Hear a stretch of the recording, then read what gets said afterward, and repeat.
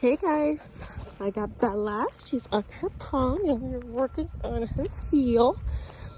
So when you are working on your heel and you are walking with her, right? So she's only going to have access to a couple inches with this leash, and your hand is nice and relaxed right by your side, slightly back here by your back pocket. And what that does is when your fingers are nice and firm on this leash, if she goes to pull or get out of the heel position, you are not having to yank and crank and do a whole lot of work for yourself and pull her back, but yet you're just doing nice, subtle corrections that are nice and easy and not crazy. So that way it's nice and relaxing for you, but also for the dog too, right? So this is where my shoulder's at. This is how I hold my hand. My arm is not holding it up here. Nice and relaxed. I don't want to be the one putting any pressure on this leash. There's only going to be pressure on her leash and her collar if she gets out of position and she puts it there. And if she goes to pull or get out of position, pressure on and heel and then release. If I stop, I'm going to ask for a sit. Pressure on, butt hits the floor, release. Good girl. Yes, good girl. She's like, okay. Good girl. Okay, heel. Make sure, if I were to give her this whole leash, she's obviously going to be way up here. So I'm going to heel and bring her back.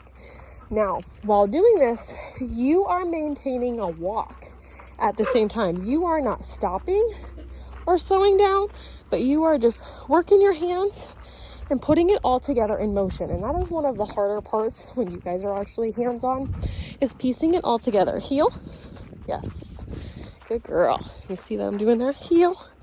Bring her back to me. When I stop, pressure on, sit, release. So I'm not yanking and cranking, right? I'm not being rough. I'm being firm, but I'm not being rough. Good girl. Okay, heel. As I say heel, I start walking. Heel is for her to be right next to me, right next to my heel. So she's not going to move unless I move. Good girl. Heel. So I make my turn, and I didn't know if you noticed that, but I did an overextension with my leg while I was making my U-turn. Heel. Yes. So you can use your body at the same time to give all the signs and correct her positioning, especially if she gets forward. Heel. Yes.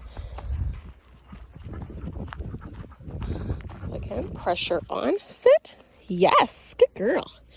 Good. Nice and subtle. She likes physical attention, right? And she's like, oh, please touch me. Just nice and easy. You don't have to go, oh, good girl, and get her excited. Just nice and easy. Make it nice and relaxing. Okay, heel. Bring her back. Heel. Yes. Heel. Yes. This is one of the longest stages too, is correcting a really nice heel. Heel. Good girl. Yes. Go ahead. Heel. Yes. And then if I stop, pressure on. Yes. Good girl. So we want her to automatically learn to sit when I stop. Okay, heel. Good job, yes. Yes, good sit. Good sit.